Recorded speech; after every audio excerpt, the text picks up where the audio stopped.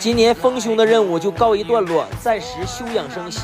很多粉丝都可能不爱爬楼，我把部分丰兄带我驰骋美丽山河的片段做成几个合集分享给大家。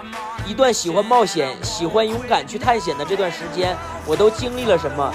这里有很壮美的自然风光和惊险刺激的事情。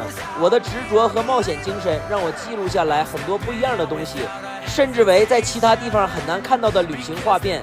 我想这段时间是一个疯狂的时间，一个不愿随波逐流的青年人所不一样的选择，把美丽山河分享给所有向往旅游又不能出行的朋友们。愿我的作品能给你们的生活带来一丝色彩。